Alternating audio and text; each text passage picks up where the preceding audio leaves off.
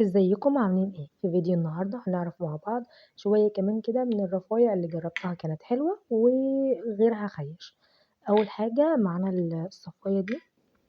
الصفاية دي حلوة وعملية، هي بتتحط في الحوض عشان بواقي الاكل مثلا او حاجة ليها. السكوتشات دي بتلزق، بتحطيها على الحوض وبتصفي عليها اي حاجة.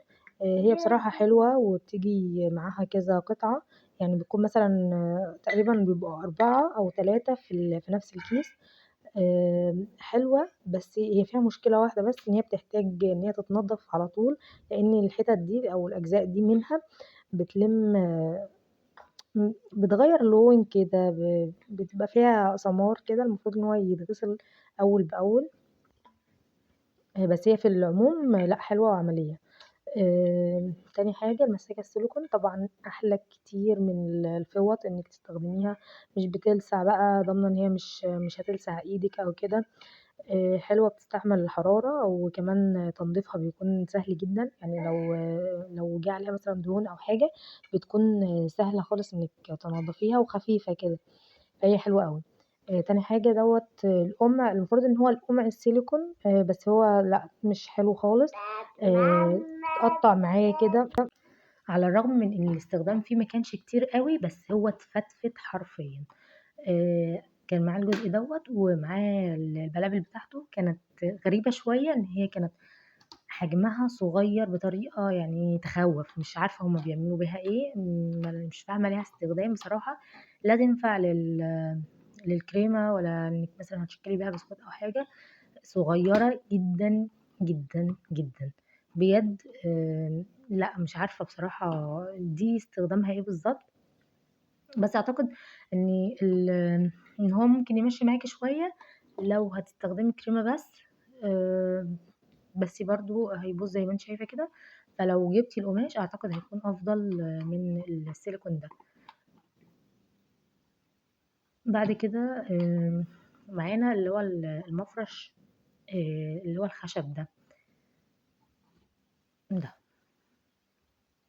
المفرش ده حلو وجميل خالص، وشكله لطيف وعملي وكل حاجة، بس هي له مشكلة واحدة، الخيط ده بيفك، يعني بينسر كده. طبعا انا مكنتش واخدة بالي فسبته، فراح جاي يعمل كده، اتفتفت كله. فهي دي المشكلة الوحيدة بصراحة اللي كانت فيه، لكن هو كان حلو، ولو كان مثلا وقع عليه حاجة كان ممكن اغسله، ما كانش بيغير لون او حاجة. طبعا كان مفيد بالنسبة لي عشان صواني البايركس او حاجة، كنت بحطه دايما عليها. بس هي مشكلته مع الخيوط دي، فانتي لو كده ممكن مثلا انك تثبتي اول اتنين مع بعض كده، او تلزقيهم مع بعض، بحيث ان الخيوط نفسها ما تفكش، او الرباط بتاعهم ما يعملش، ما يفكش منهم. تاني حاجة قد تبدو ان هي حاجة تافهة شوية، علبة البوب كورن ديت، يعني حاجة ممكن تبان هي رفاهية، بس هي بصراحة لذيذة ونفعاني جدا وعملية. حجمها كبير، وبحط فيها مش بس الفشار، ممكن تحطي فيها حاجات تانية زي مثلا الشيبسي، او اي تسالي يعني. واحلى حاجة فيها ان هي ليها غطا، فبيحافظ على الحاجة مقرمشة زي ما هي، يعني مثلا لو سبتي الشيبسي يومين مثلا فيها، مش بيطرى مثلا ويجلد وكده، لا، بيفضل كويس زي ما هو. الجلافز ده حلو جدا وعملي جدا بصراحة. نوعه حلو، وخامته لذيذة خالص. مفيد بقى، بتستخدميه هتنضفي حاجة، غسيل مواعين بقى في الشتاء، حاجة مثلا ميتها سخنة جامد ومحتاجة انك تلبسيها حاجة ساقعة قوي، من جوه مبطن فايبر كده، إلى حد ما بيعزل شوية الحرارة، أو بيخففها شوية عن إيدك، ساقعة بقى أو باردة. خامته بصراحة كانت حلوة وعملي، وهو حجمه كبير.